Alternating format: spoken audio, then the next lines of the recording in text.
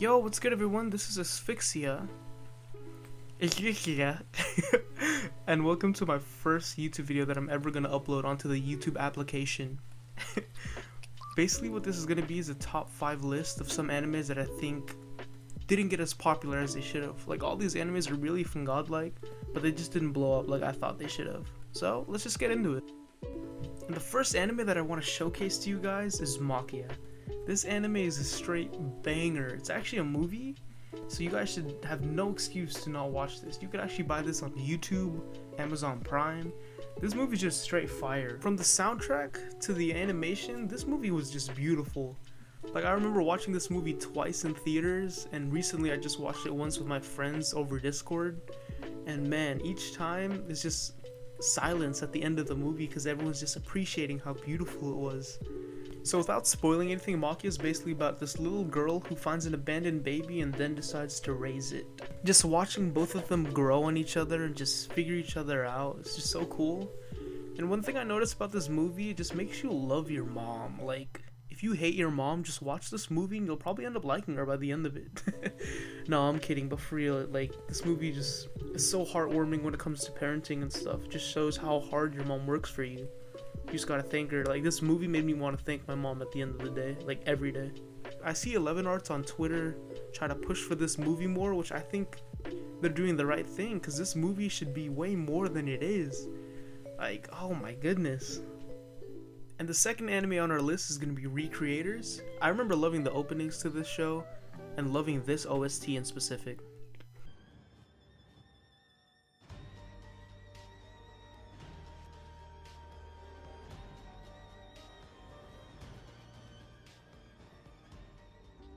I can kind of see why this anime didn't blow up as hard as it should have, for the simple fact that it wasn't really accessible to us. Like, I think this show wasn't really on Crunchyroll, it wasn't on Funimation, I could be wrong, but this show was really hard to obtain for us, so we had to go on 9anime and see some porn ads to see this show, basically. So the concept of this show is actually really simple. Essentially what's going on is the author's illustrations are coming out of the show and like throwing hands with each other.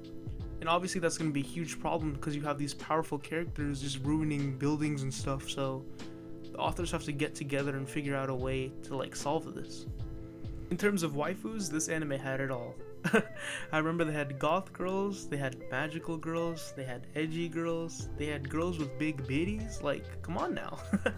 If you're asking me who my favorite characters are in this show, it's definitely Magane, but also Altair. Altair is super cool. I'm sorry if I'm saying that name wrong, by the way.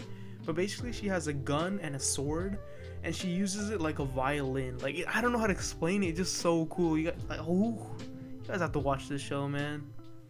The third anime on our list that I want to talk about is Bungo Stray Dogs.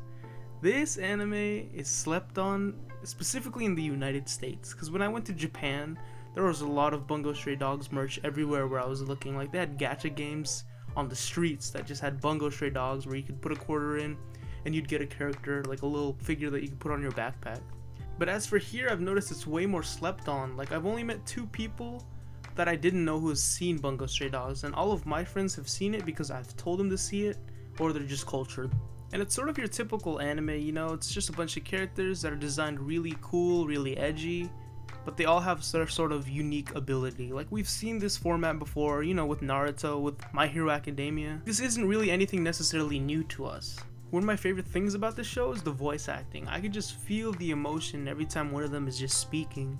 So yeah, there's 3 seasons, they're both about 12 episodes, there's also a movie, and what's great about this is it's all on Crunchyroll, so you guys should really get onto this one. Coming in hot at number 4, we're going to be talking about the movie Mirai. This movie was also not very marketed well, I want to say, because I figured out about this from an Instagram ad. Then I saw it and I just went on YouTube, looked up the trailer, and it's something I wanted to watch. So a quick summary about this movie. Kun is basically the older brother of Mirai, but Kun didn't always have Mirai there. He used to get all the love from his family, but as soon as he got a little sister and the family started paying more attention to her, Mirai, he got more jealous. And I low-key feel for the little guy because I was a middle child, and I grew up with 2 younger twin brothers that came up along the way later on. And I just remember being super jealous about that. I even have some family videos of me getting mad at my parents for giving them more attention. So I feel for the little guy, definitely. This is definitely a film I'm gonna show to my kids if I ever get them one day, because it's a super eye-opening topic that just targets family, like seeing where your family came from. I really like the artwork on this movie. It kind of gives me Studio Ghibli and Disney vibes. Like if they were to make a baby, this would be the movie, I feel like. But yeah, this is a very solid movie. You guys should also check this out. And the final anime that we're gonna be talking about today is I Want to Eat Your Pancreas. Yep, this movie is not that underrated, but it's definitely underappreciated in my eyes. I feel like more people should be talking about this show. Quick disclaimer, you're gonna be watching me play Animal Crossing because I Want to Eat Your Pancreas trailer is banned for some reason. I feel like this should be at the same level as Kimi no Nawa and A Silent Voice, because this movie doesn't care about age, it doesn't care about gender, doesn't care about who you are. You will cry. It's one of those. So basically the female character has pancreatic cancer, and the male character finds out about it because he picks up her diary and he reads about it. And they're polar opposites because the male character is super like, he hates life, like he doesn't want to be here half the time. You could just see it in his face, he has no emotion sometimes. But the female character is super energetic, she's always happy, like she wants to get things done. And it's kind of crazy because we all know she's gonna die, but like seeing her with a smile on her face and wanting to just motivate other people, because that's what she's doing to the male character. She's kind of motivating him to do better or just be happier, just kind of like see a different side of life. That's why I really like this movie. It gives myself motivation just thinking about it, like, man, so inspirational. Also, me saying she's dying shouldn't be a spoiler at all, because in the beginning of the movie they show her funeral, so just letting you guys know, just in case I don't want to hear any, oh, you're spoiling the movie, don't do that. But yeah, that's gonna be it for me. That's my list. Let me know if you guys agree with it, if you disagree. Were some of these animes really popular in your area? Just let me know. And also give me some tips on how to just improve your guys' experience, because I want to get better at this thing. I'm kind of learning as I go. So yeah, thank you guys, and have a good one.